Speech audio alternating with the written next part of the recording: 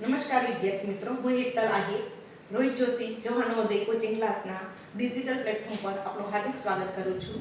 અહીંયાથી આપેલું દિવાળીનું વેકેશનમાં હોમવર્ક જે સ્વાધ્યાયમાં લીધો છે 6.1 અપૂર્ણાંક, જેનું સ્વાધ્યાય 6.1 હું આજે લઈશ. સૌથી પહેલા સ્ટાર્ટ કરીએ છીએ. પહેલો દાખલો,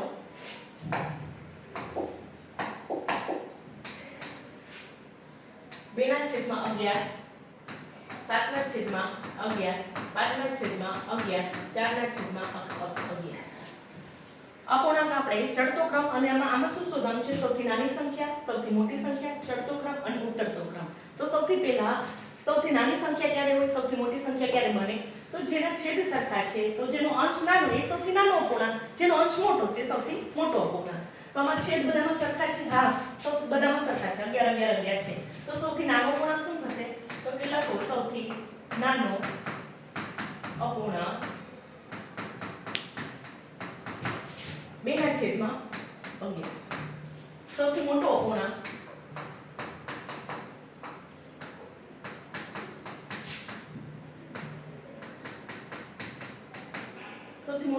કયો છે? તો કે 7/11. હવે આપણે ત્રીજી વસ્તુ આપવાની છે, ચડતો ક્રમ અને ઉતરતો ક્રમ. ચડતો ક્રમ અને ઉતરતો ક્રમ આપતા પહેલા એક વસ્તુ બેઝિક રીતે વિચારીએ કે આપણે સીડીના પગથિયા ચડીએ છીએ તો સૌથી પહેલા નાનું પગથિયું આવશે, ત્યારબાદ ચડતા મોટું પગથિયું સૌથી આવશે. આવી રીતે ચડતો ક્રમ યાદ રાખો. તો આપણે સૌથી પહેલા આપીએ ચડતો ક્રમ. તો સૌથી નાનો કયો છે? તો કે 2/11. ત્યાર પછી તો કે 4/11. ત્યાર પછી તો કે 7/11. ત્યાર પછી તો કે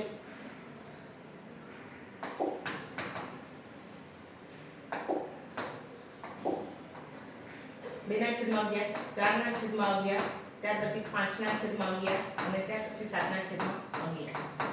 સૌથી નાનો ક્રમથી લઈ મોટા સુધી લઈ ગયો એ આપણો ચડતો ક્રમ છે. હવે ઉતરતો ક્રમ શું છે? તો કે સૌથી મોટેથી સૌથી ઉપરથી તે નીચે ઉતરવાનું છે, એટલે સૌથી મોટેથી નીચે તરફ જવાનું છે. તો સૌથી મોટો ક્રમ આવશે કે 7/11, 5/11, 4/11 અને 2/11. આવી રીતે હોમવર્કમાં લખવાનું છે. આખો દાખલો આવી રીતે ગણતરી કરવાની છે. ત્યારબાદ તમારે કોષ્ટકની અંદર લખવાનું છે. સીધું કોષ્ટકમાં તમારે લખવાનું થતું નથી. આ ક્યારે વસ્તુ પોસિબલ છે, જે શક્ય છે? જ્યારે છેદ સરખા છે ત્યારે. બરાબર? છેદ સરખા હોય ત્યારે સૌથી નાનો પૂર્ણાંક એ નાનો છે, સૌથી મોટો એ મોટો છે. ચડતો ક્રમ તો સૌથી નાનેથી મોટે સુધી અને ઉતરતો ક્રમ તો મોટેથી નાના સુધી. હવે ઉદાહરણ લઈએ બીજું.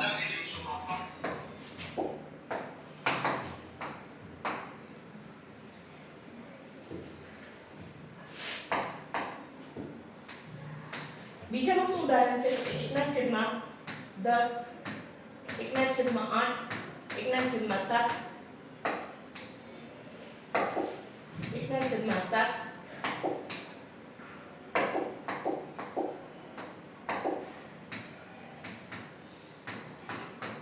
અને 1/11.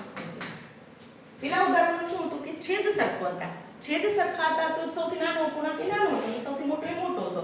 હવે અહીંયા શું જોવા મળે છે? તો કે મેડમ અહીંયા બધા અંશ સરખા જોવા મળે છે. અંશ સરખા જોવા મળે છે. હા, તો અંશ સરખા જોવા મળે છે ત્યારે તેનાથી ઊંધું બને છે. શું ઊંધું બને છે? તો કે જે સૌથી મોટો અપૂર્ણાંક છે એ સૌથી નાનો થઈ જશે અને સૌથી નાનો છે એ મોટો થઈ જશે. તો આપણે ઉદાહરણમાં લઈએ સૌથી નાનો અપૂર્ણાંક. સૌથી નાનો સૌથી મોટામાં મોટો કયો છે? તો કે 1/11 અને સૌથી નાનો સૌથી મોટો પૂર્ણાંક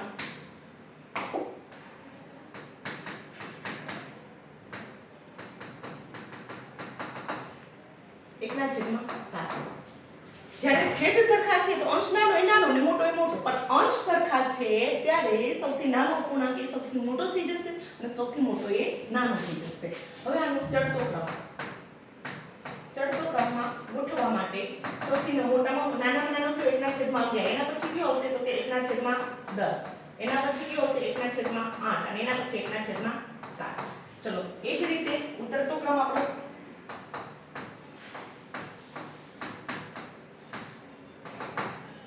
તો 1/7, 1/8, 1/10, 1/11. આ બે ઉદાહરણ જોઈએ. બરાબર? એક જ્યારે છેદ સરખા છે ત્યારે અને જ્યારે અંશ સરખા હોય ત્યારે. હવે આપણે ત્રીજું ઉદાહરણ જોઈએ. ત્રીજું ઉદાહરણમાં બધાના છેદ સરખા છે તો શું થશે? તો કે મેડમ સૌથી નાનો અંશ જેનો મોટો હશે એ મોટો અપૂર્ણાંક, અંશ જેનો નાનો હશે એ સૌથી નાનો અપૂર્ણાંક. એ જ રીતે હવે ઉદાહરણ નંબર લઈએ 4.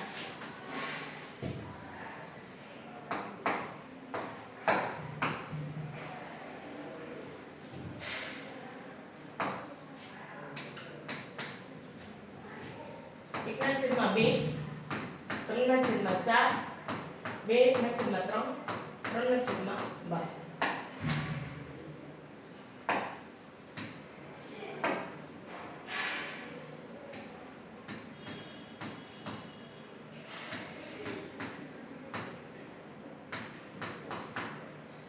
આમાં શું થયું?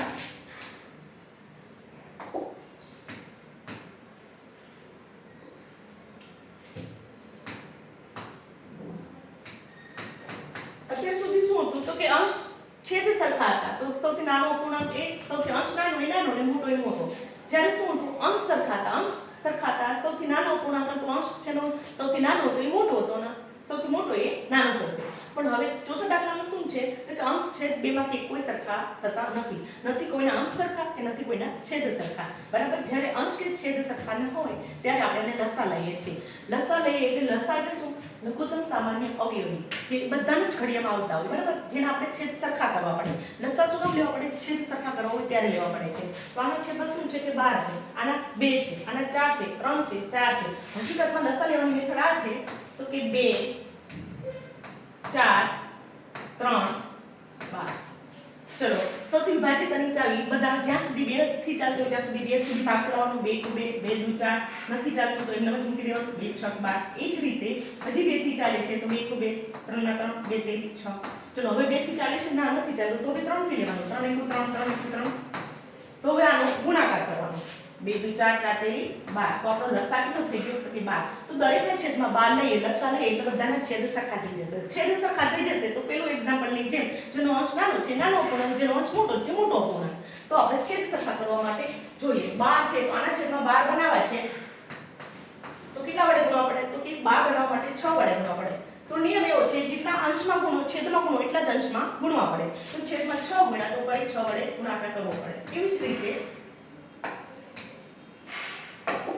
એવી જ રીતે 3 ના છેદમાં 4 આને છેદ હરખો કરવા માટે 12 બનાવવા માટે છેદમાં 3 વડે ગુણશો તો ફરી 3 વડે ગુણવા પડશે. એવી જ રીતે 2 ના છેદમાં 3 અહીંયા 12 બનાવવા માટે 4 વડે ગુણશો તો અંશમાં 4 વડે ગુણવા પડશે. એવી જ રીતે અહીંયા ઓલરેડી તો 12 છે જ છેદ માટે 12 બનાવવાની જરૂરિયાત નથી.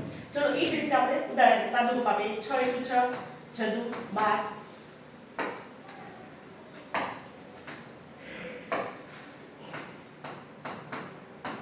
3 તેરી 9 છેદમાં 12 4 દુ 8 છેદમાં 12 અને 3 ના છેદમાં 12. ચલો છેદ સરખા થઈ ગયા. હા આપણું પેલું ઉદાહરણની જેમ છેદ બધાના સરખા થઈ ગયા. છેદ સરખા થઈ ગયા એટલે આપણા માટે હવે લસા કાઢી નાખું છું. બરાબર?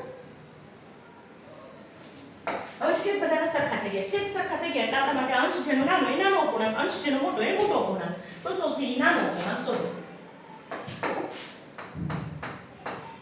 સૌથી નાનો અપૂર્ણાંક. ચલો અંશ કોનો સૌથી નાનો છે? તો અંશ સૌથી નાનો છે 3 ના છેદમાં 12.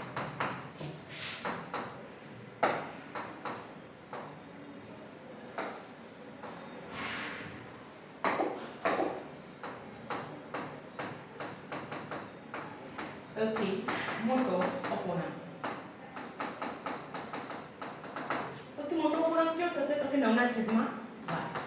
તો એ જ રીતે ચડતા ક્રમ અને ઉતરતો ક્રમ. તો સૌથી પહેલા ચડતો ક્રમ. ચડતા ક્રમમાં સૌથી નાનામાં નાનો લઈશું તો કે 3 ના છેદમાં 12. ત્યાર પછી આવશે 6 ના છેદમાં 12. ત્યારબાદ આવશે 8 ના છેદમાં 12 અને ત્યારબાદ આવશે 9 ના છેદમાં 12. એ જ રીતે ઉતરતો ક્રમ. તો કે 9 ના છેદમાં 12 મોટેથી નાને સુધી જવાનું. ચડતો ક્રમમાં સૌથી નાનેથી મોટે સુધી જવાનું અને ઉતરતા ક્રમમાં મોટેથી નાના તરફ જવાનું. તો 9 ના છેદમાં 12, 8 ના છેદમાં 12, 6 ના છેદમાં 12 અને 3 ના છેદમાં 12. આ આપણો ઉતરતો ક્રમ છે. આવી રીતે પેલું બીજું ત્રીજું ચોથું ઉદાહરણ આ જ રીતે બધા જ ઉદાહરણ થયેલા છે. દાખલા તરીકે દાખલા નંબર 5માં બધામાં છેદ સરખા અંશ સરખા છે તો શું કરશો? સૌથી નાનો પૂર્ણાંક છે મોટો થશે ને મોટો થશે નાનો થશે. એવી રીતે આની અંદર અંશ અને છેદ, આમાં પણ અંશ બધાના સરખા છે તો એ જ રીતે થશે. આમાં અંશ છેદ બેમાંથી કોઈ સરખા નથી તો આપણે એના લસા છેદ સરખા કરશું એટલે લસા લઈશું. આવી રીતે આખું સ્વાધ્યાય આપણે કરીશું.